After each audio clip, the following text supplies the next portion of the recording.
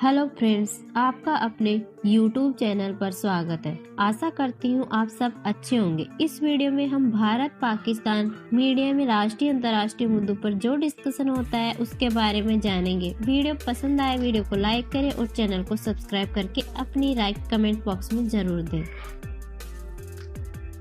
500 Chinese इस वक्त Gwadar port में अटके पड़े और उन्हें आज तक का अल्टीमेटम दिया है कि अगर आज तक ये चाइनीज यहाँ से नहीं हटाए गए तो ये अटैक कर सकते हैं। तो चाइनीज तो काफी इस बात से परेशान और घबराए हुए हैं, कर रहे हैं गवर्नमेंट की इंस्ट्रक्शन का, लेकिन अगर हमें हाँ हो जाए तो हम पीओके को ऑक्यूपाई कर सकते हैं। तो दोनों ही स्टेज में ये टीटीपी का और तालिबान का स्ट्रांग होना जो है हमारे लिए तो मतलब एक सिर्फ नॉर्मल समझने की बात है कि क्या हम इसका फायदा उठा सकते हैं, लेकिन पाकिस्तान के लिए तो बहुत बलोचों को सपोर्ट करेंगे। सो ऑब्वियसली दोनों तरफ से अगर इस किस्म की सपोर्ट है तो उसका क्या तरीका है कि बैठ के आप उधर इन्वॉल्वमेंट ना करें, वो हमारी तरह ना करें, दोनों को सूट करना चाहिए।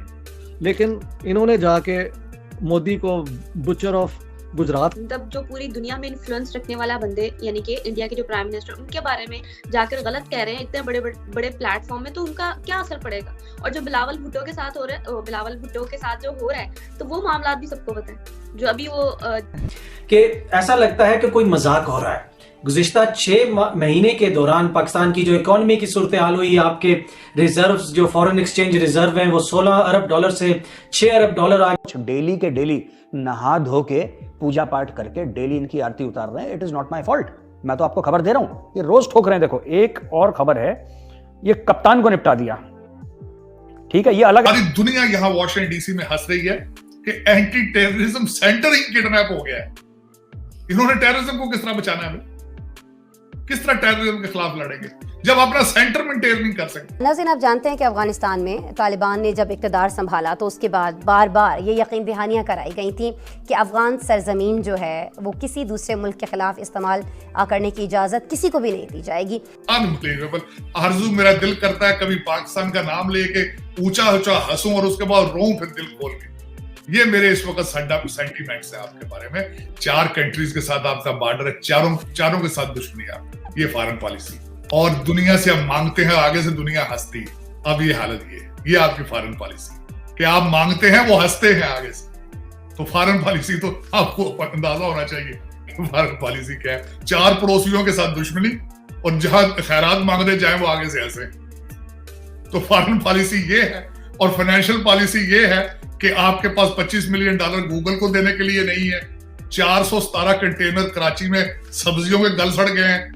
गाड़ियां यहां बनती थी, आज उनके प्लांट भी बंद हो रहे हैं। डिस्प्रीन आपको सर दर्द की दवाई कोटे में मिल रही है पर एक पत्ता एक पेशेंट के लिए। तो आप कहते हैं कि दिस इज इकोनॉमी। आरज़ू, आप भी मजाक करती कैसे। अनबिलीवेबल आरज़ू, मेरा दिल करता है कभी पाकिस्तान का नाम लेके ऊंचा ऊंचा हंसूं और उसके बाद रोऊं फिर दिल खोल के। ये मेरे इस वक्त सेंटीमेंट्स है आपके बारे में। 500 चाइनीज इस वक्त ग्वादार पोर्ट में अटके पड़े और उन्हें आज तक का अल्टीमेटम दिया है कि अगर आज तक ये चाइनीज यहाँ से नहीं हटाए गए तो ये अटैक कर सकते हैं। तो चाइनीज तो काफी इस बात से परेशान और घबराए हुए हैं। दूसरी बात, जो चाइनीज डिप्लोमेट जो है पीओके में है वो एक है। उसके बाद जो काराकोरम हाईवे पीओके और बल्तिस्तान के थ्रू गुजरता है वो एक खतरे में पड़ सकता है।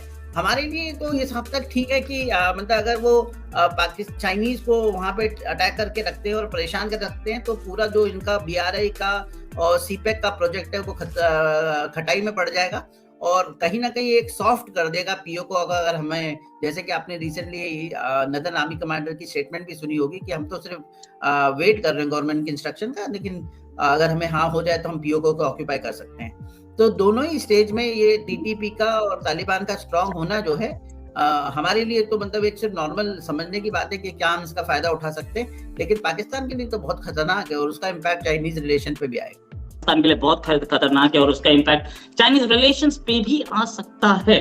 खासतौर से जो जैसे कि चाइनीज पर अटैक हो रहे हैं, हमले हो रहे हैं इस समय पूरा पाकिस्तान में, चाहे वो सिंध में हो या वो बलूचिस्तान में हो या वो खैबर पख्तूनख्वा में हो, इन तीनों जगह तो चाइनीज। प्राइम मिनिस्टर मोदी का भी है कि हम अब बलोचों को सपोर्ट करेंगे। सो ऑब्वियसली दोनों तरफ से अगर इस किस्म की सपोर्ट है तो उसका क्या तरीका है कि बैठ के आप उधर इन्वॉल्वमेंट ना करें, वो हमारी तरह ना करें, दोनों को सूट करना चाहिए। लेकिन इन्होंने जाके मोदी को बुचर ऑफ गुजरात कह दिया है, तो अब जो एक थी कि नई हुकूमत शायद एक दरवाज़ा खोलेगी, वो बंद हो गया।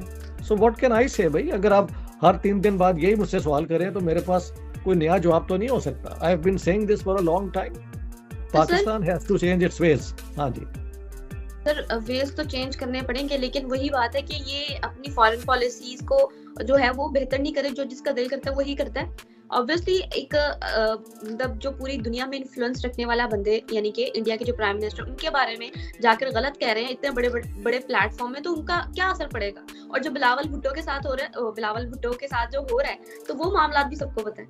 जो अभी वो जो गए हुए थे, जो मीटिंग में गए हुए थे, वो भी सबको पता है। और वहां पे जो उनके साथ सलूक किया जा रहा है वो भी सबको पता है कि ये पाकिस्तान का शेख रशीद है, अंग्रेजी वर्जन।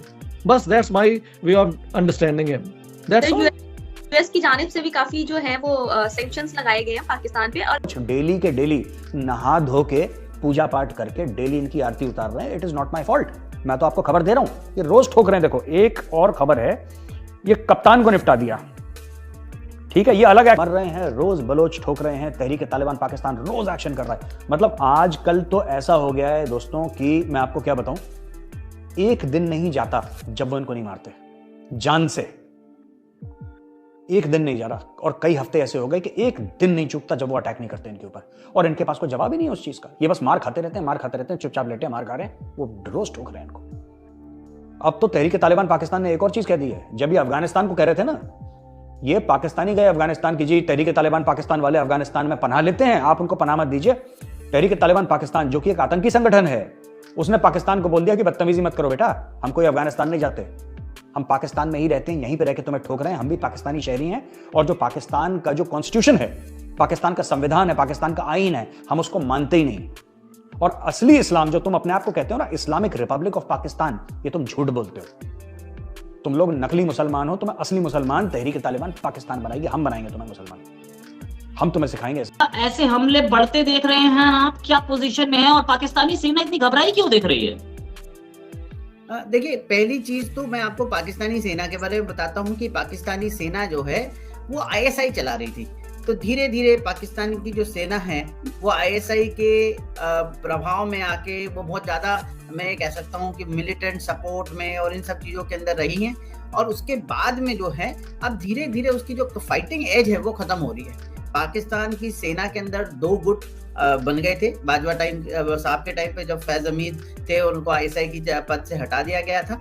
उसके बाद में पाकिस्तान ने बड़ी कैटेगरिकली जो है मतलब वेट किया इस बात का कि फैज हमीद रिटायर हो, फिर नए चीफ का ऐलान हो। तो वो अभी भी पाकिस्तान जो है 2 पार्ट्स में बटी हुई नजर आती है। और वो चूंकि पाकिस्तान की फौज में भी थोड़ा सा एक, मैं कह सकता हूँ, आपस में तनाव है कोर कमांडर के बीच में, आईएसआई के बीच में और नए चीफ के साथ में, तो वो पाकिस्तान एक बहुत ही स्ट्रॉन्ग कोर एक्शन नहीं ले पाएगा इनके अगेंस्ट। सेकेंडली, तालिबान अब इतने स्ट्रांग है इस वक्त अफगानिस्तान में, और टीटीपी का जो पूरा बेस है वो तालिबान के सपोर्ट में अफगानिस्तान में मौजूद है, और पाकिस्तान के अंदर भी टीटीपी के बहुत सपोर्टर्स मौजूद हैं। और आप देखिए, वहाँ पे कोई हथियार लाना और ले जाना कोई बहुत बड़ी बात नहीं है, वहाँ तो हथियार मौजूद है।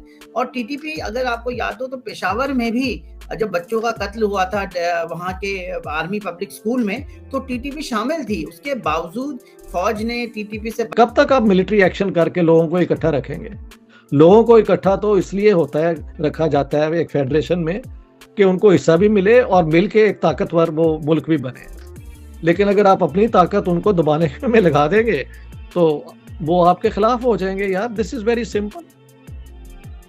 अच्छा सर, यहाँ पर एक मैं बहुत ज्यादा हेक्टिक क्वेश्चन कर रही हूँ कि जब भी बलूचिस्तान में टेररिज्म को प्रमोट होता है या इन्वायरमेंट खराब होता है पाकिस्तान में किसी भी एरिया का, चाहे वो कश्मीर हो, चाहे वो बलूचिस्तान का एरिया हो, चाहे जो मर्जी एरिया हो, चाहे बॉर्डर का एरिया हो, चाहे जो जहाँ पे भी आप देख लें कि पाकिस्तान में इन्वायरमेंट खराब हो रहा है, तो पाकिस्तानी जो है हमेशा ब्लेम करते हैं कि ये सब करवा रहा है, इंडिया करवा रहा है, रॉ करवा रहा है। इस बारे में आप क्या कहना चाहेंगे?